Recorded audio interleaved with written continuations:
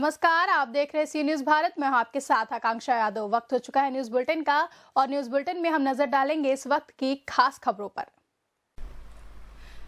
आज कामसिन थाना क्षेत्र में हुई विभिन्न घटनाओं में अलग अलग स्थानों में 3 युवा किसानों की मौत हो गई है, जहां सूचना पर पहुंची पुलिस ने शवों को कब्जे में लेकर पोस्टमार्टम के लिए भेजा है। बता दें, पूरा मामला कामसिन थाना क्षेत्र का है, जहां कुमेड़ा सानी निवासी किसान विजय उर्फ बबलू पुत्र कृष्ण कुमार यादव उम्र 40 वर्ष युवा किसान नलकूप से अपने खेतों में पानी लगा रहा था, तभी जहरीले कीड़े ने पैर में काट लिया। जहां विजय खेतों से घर आया, वहीं घर आकर परिजनों को जानकारी दी, लेकिन तब तक हालत काफी बिगड़ चुकी थी, जिसे अस्पताल ले जाते समय रास्ते में ही उसकी मौत हो गई। वहीं डॉक्टरों ने देखते ही उसे मृत घोषित कर दिया। वहीं दूसरी घटना में किटहाई गांव निवासी किसान जयप्रकाश यादव उर्फ बबलू उम्र 35 वर्ष सुबह ट्रैक्टर लेकर खेतों की जुताई करने जा रहा था, जहां अचानक ट्रैक्टर अनियंत्रित होकर पलट गया और मौके पर ही उसकी दर्दनाक मौत हो गई। तभी सूचना मिलते ही परिजन मौके पर पहुंच और स्थानीय अस्पताल ले गए, जहां पर डॉक्टरों ने उसे मृत घोषित कर दिया। वहीं तीसरी घटना में क्षेत्र के ग्राम जाकी निवासी किसान फूलचंद यादव की सुबह हृदय गति रुक जाने के कारण मौत हो गई है। तभी सूचना पर पहुंची पुलिस ने दोनों शवों को कब्जे में लेकर पोस्टमार्टम के लिए भेज दिया है। वहीं पूरे इलाके में सनसनी फैल गई है। क्या नाम है भैया आपका? पुनीत। जो घटना हुई कैसे हुई तो क्या हुआ था? ये घटना सर्प के काटने से हुई। नाइट में 4 बजे के तड़के पानी लगा रहे थे, वहीं पर सर्प ने काट लिया है। तभी कहाँ पे पानी लगाए हुए थे? पानी लगाए थे पूर्व हार, ये दक्षिण हार में, खेत में। खेत में। और किस गांव की घटना है? कुमेर हसानी। क्या नाम है जो मृतक है? विजय कुमार उर्फ बबलू। और आपका क्या नाम है? पुनीत कुमार। क्या नाम भैया आपका? बब्बू यादव। जो घटना हुई तो कैसे घटना? ये घटना करीब 6:30 बजे करीब, 5:30 बजे मान लो। आधा घंटा वेस्ट हो गया, बीच में टूट गए। किसकी घटना हुई थी? ये विजय कुमार। कैसे हो गया था? कैसे हो गया था, क्या हुआ? ये सर्प काटने से या कीड़ा कोई छू लिया उससे। कहाँ पे सब काट लिए थे? ये भी यहाँ एड़ी पे कर पानी लगाने खेत में। खेत में। क्या नाम भैया आपका? राज का। जिस तरह आज घटना हुई है कैसे क्या हुई? ये चाचा का लड़का है ये। जी तो गया था जोतने मरवा खेत जी। उधर से आ रहा था तो रास्ता चौड़ा है, मिट्टी पड़ी है जी, मतलब सकरा रास्ता है। तो साइड इधर ट्रैक्टर गया, उधर से आ रहे तो साइड देने में जो है इनकी पलट गई। किसका ट्रैक्टर था? ये जयप्रकाश। नहीं, ट्रैक्टर किसका था? वो ट्रैक्टर जो गया है उसको मालूम नहीं, लेकिन ये अपने ट्रैक्टर में हुआ इसका। आपने ही ट्रैक्टर में गया है? और कोई दूसरा ट्रैक्टर था क्या? कोई दूसरा ट्रैक्टर इधर से जा रहा था। इधर से जा रहा था? हाँ, उसका मालूम नहीं किसका ट्रैक्टर है। तो क्या लड़ गए थे क्या? नहीं लड़े नहीं, साइड देने में खाई में पलट गया हाँ है। हाँ पलट गया। कहाँ पे घटना हुई थी? ये बताओ किटहाई गांव में। क्या नाम है? आपका नाम क्या है? मेरा नाम दिनेश कुमार। जिस तरह आज घटना हुई क्या हुआ थी? घटना जो हुई है किसकी हुई थी? ट्रैक्टर से सर। क्या नाम है जिनकी घटना हुई है? जयप्रकाश। जयप्रकाश। कैसे घटना हो गई थी? घटना कैसे हुई? सर ट्रैक्टर पलटने में हुई घटना। अच्छा, ट्रैक्टर खाई में पलट गया था? जी हाँ। कितने बजे की घटना है? तो नहीं बता पा। अभी आज की है कि कल की? आज की सुबह 10-11 बजे की। 9-10 बजे के लगभग लमसम 10 बजे। बांदा से सीनियर संवाददाता रामकृपाल यादव की रिपोर्ट। भदोही जनपद में भाजपा मंडल प्रशिक्षण वर्ग 2 दिवसीय कार्यशाला में ज्ञानपुर व भदोही नगर मंडल की बैठक हुई, जहां प्रथम सत्र प्रथम दिवस में भदोही मंडल अध्यक्ष दिलीप गुप्ता व ज्ञानपुर में मंडल अध्यक्ष सौरभ मालवीय के नेतृत्व में कार्यक्रम की शुरुआत हुई। लेकिन इससे पहले पंडित दीनदयाल उपाध्याय व डॉक्टर प्रसाद मुखर्जी के चित्र पर माल्यार्पण किया गया। बता दें, इस अवसर पर भाजपा जिला अध्यक्ष विनय श्रीवास्तव ने भाजपा का इतिहास और विकास अपनी बातों को रखते हुए कहा कि 1967 में बिहार में पहली बार गैर कांग्रेसी सरकार बनी और जनसंघ उसका हिस्सा रही।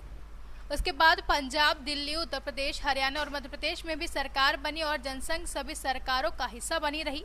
वहीं उन्होंने कहा कि 26 से 30 दिसंबर 1967 तक जनसंघ का 14वां अखिल भारतीय सम्मेलन कालीकट में आयोजित किया गया था, जहां पंडित दीनदयाल उपाध्याय महासचिव के रूप में जनसंघ को सींच रहे थे। भदोही से सीनियर संवाददाता खुर्शीद की रिपोर्ट। गया जिले की डोभी चेक पोस्ट स्थित उत्पाद विभाग के निरीक्षक मनोज कुमार राय के नेतृत्व में झारखंड की ओर से आ रही एक टेम्पो को डोभी थाना क्षेत्र के दिरजा पुल के निकट वाहन जांच के क्रम में झारखंड की ओर से आ रहे एक टेम्पो को जब्त कर लिया गया है, जहां जब्त किए गए टेम्पो में तकरीबन 120 किलो महुआ फ्रूटी टेम्पो को जब्त किया गया। वहीं टेम्पो चालक को भी गिरफ्तार कर उत्पाद विभाग के अधिकारियों ने पूछताछ की। गया से सीनियर संवाददाता अशोक की रिपोर्ट। मनरेगा कार्य विधान भाषा पंचायत के रोजगार सेवक के नाम से इकरारनामा किया गया है, जहां पद को देखकर लग रहा है कि 1 रुपए भी पद पर खर्च नहीं किए गए। इस समय में भी 2 पहिया वाहन लेकर चलना वहां पर मुश्किल है, तो बरसात के समय क्या स्थिति होगी, ये सोचने का विषय है। वहीं इस पद के नाम से बोनस मजदूरी के नाम से निकाली गई है और गांव देहात की सुविधा को अनदेखा कर दिया गया है। दुमका से सीनियर संवाददाता गियासुद्दीन अंसारी की रिपोर्ट। खबर राजधानी लखनऊ के सरोजनी नगर से है, जहां हिंदू युवा वाहिनी भारत के संगठन के विस्तार को लेकर एक महत्वपूर्ण बैठक की गई। इस मौके पर अतिथि के रूप में हिंदू युवा वाहिनी भारत के राष्ट्रीय अध्यक्ष अनुभव शुक्ला मौजूद रहे। वहीं साथ में प्रदेश मीडिया पर प्रभारी नीरज श्रीवास्तव, प्रदेश कार्यकारिणी सदस्य रामराज, खिलाड़ी प्रकोष्ठ के प्रदेश अध्यक्ष आनंद सिंह ने शिरकत की। कार्यक्रम में किसान मोर्चा प्रकोष्ठ प्रदेश अध्यक्ष रजनीश द्विवेदी, किसान मोर्चा प्रकोष्ठ के प्रदेश संयोजक शैलेंद्र कुमार सिंह, किसान मोर्चा प्रकोष्ठ के प्रदेश प्रभारी रुद्र प्रताप सिंह को हिंदू युवा वाहिनी भारत के राष्ट्रीय अध्यक्ष अनुभव शुक्ला ने अंगवस्त्र व मनोनय पत्र देकर सम्मानित किया।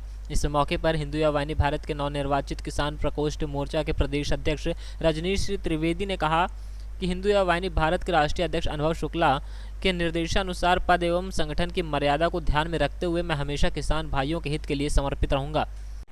आज आपको हिंदू युवा वाहिनी भारत की तरफ से किसान मोर्चा का प्रदेश का गठन करने की जिम्मेदारी थी, क्या पूरा रहा है? आज मुझे राष्ट्रीय अध्यक्ष जी द्वारा बहुत बड़े पद की जिम्मेदारी दी गई है। आज मुझे हिंदू युवा वाहिनी भारत में प्रदेश अध्यक्ष किसान मोर्चा के पद पर नियुक्त किया गया है। जो इस पर नियुक्त किया गया है, मैं माननीय राष्ट्रीय अध्यक्ष जी का बहुत बहुत हार्दिक आभार व्यक्त करता हूं।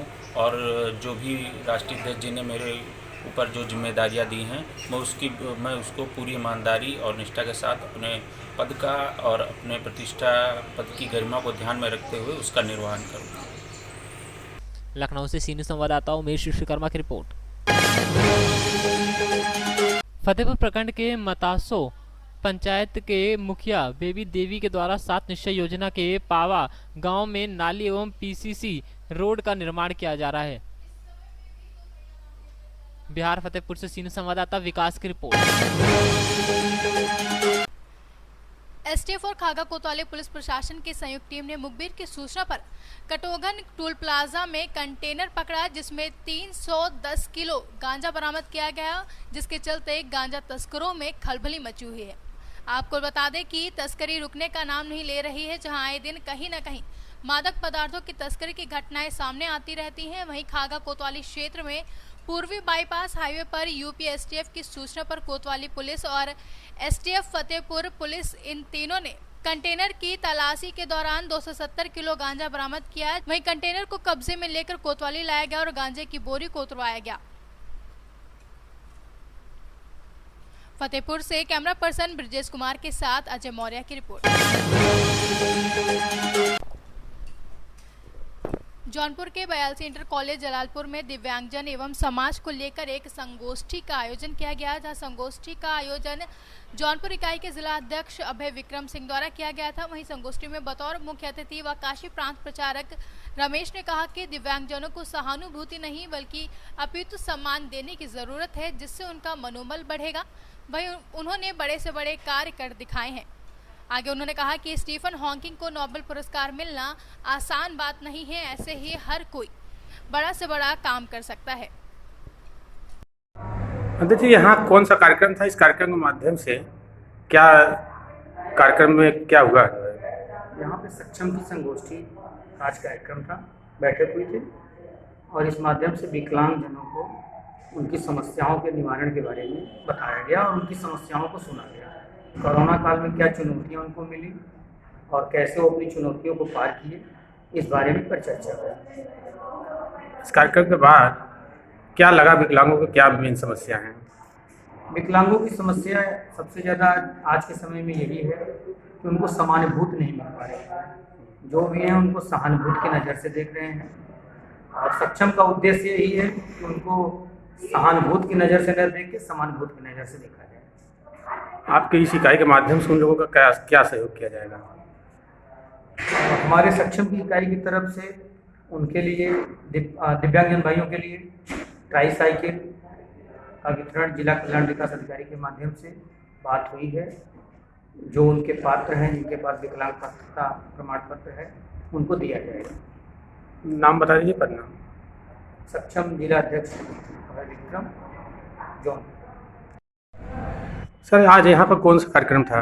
राष्ट्रीय स्वयंसेवक संघ की आंतरिक संगठन सक्षम का जिला इकाई का संगोष्ठी। इस कार्यक्रम के माध्यम से क्या सूचना दिया जा रहा है? पूरे जिले में दिव्यांगों के लिए जो काम किया जा रहा है उसके लिए एक बैठक थी, संगोष्ठी थी, जिसमें तमाम दिव्यांग आए थे। उनको उनकी समस्या के बारे में जाना गया, उनको उनकी समस्या के बारे में बताया गया और सहानुभूति की जगह समानुभूति पर चर्चा की गई। उनको समानुभूति की आवश्यकता है। इसमें भी दिव्यांगों के लिए क्या विशेष कार्य होता है? इसमें दिव्यांगों के लिए अभी जिसे दृष्टिबाधित लोगों के लिए सक्षम ने एक बहुत बड़ा प्रोग्राम आयोजित किया था, जिसमें Guinness book of world record में कई रिकॉर्ड हमारे कायम हुए हैं। 1,55,000 चश्मों का वितरण एक ही कैंप में नेत्र कुंभ में कराया गया 2019 में। 4 लाख से ज़्यादा पेशेंट आए, 400 से ज़्यादा अंतर्राष्ट्रीय ख्याति प्राप्त डॉक्टरों की टीम वहाँ आई हुई थी और बहुत सारे कैटरेक्ट के ऑपरेशन कराए गए प्रयागराज में। सब सक्षम ने ही कराया और जौनपुर इकाई चूंकि हुई नई गठित हुई 26 जनवरी को ही, तो जौनपुर इकाई द्वारा भी इसी तरह के कार्य किए जाएंगे। अभी 2,500 के लगभग संकल्प पत्र जौनपुर इकाई ने भरवाया है, जिसकी वजह से लोगों ने नेत्रदान का संकल्प लिया है। नाम बता दें, पदनाम।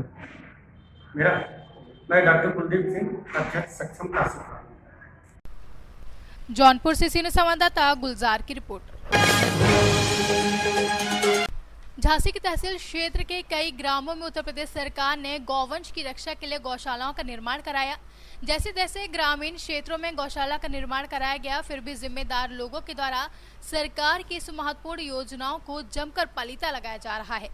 गौशालाओं का निर्माण तो हो गया है, लेकिन उसका लाभ ग्रामीणों को नहीं मिल रहा है। वहीं तहसील क्षेत्र के ग्राम निनौरा में स्थित गौशाला में पिछले कई दिन से एक भी गौवंश उपस्थित नहीं है। इस संबंध में ग्रामीणों ने दबी हुई जुबान से बताया कि अभी खेती का समय चल रहा है। ऐसे में गौवंश को गौशाला में न रखने के कारण खेतों में फसल की बुवाई करना बड़े ही मुश्किल हो रहा है। जब सरकार ने गौशालाएं बनाई है तो गौशाला में से जानवरों को बाहर कैसे निकाला गया, ये भी एक सोचने वाला प्रश्न है।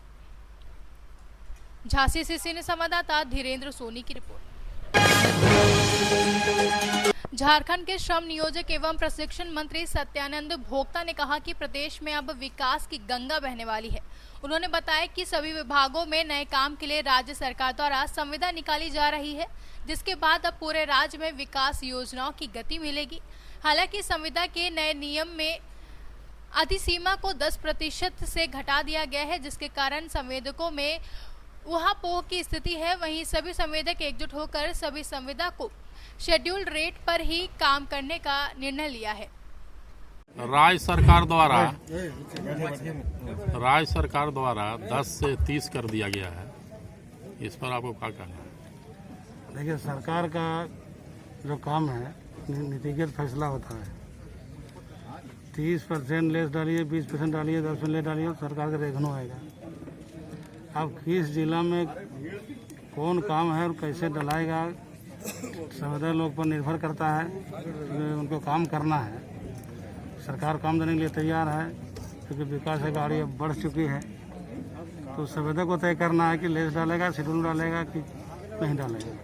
सरकार काम कराएगी, आगे तय करना संविदा काम है। तो इस सरकार जो किया है 10 से 30, माने क्यों, मतलब क्या आपस लेगी सरकार? क्या 10 से 30 किया गया कि अभी देखिए सरकार के पास एस्टिमेट बनता है, कोई काम न होकर रिवाइज कर लेता है, तो 30% इसलिए भी कर दिया गया है कि उसका एस्टिमेट भी रिच रहता है।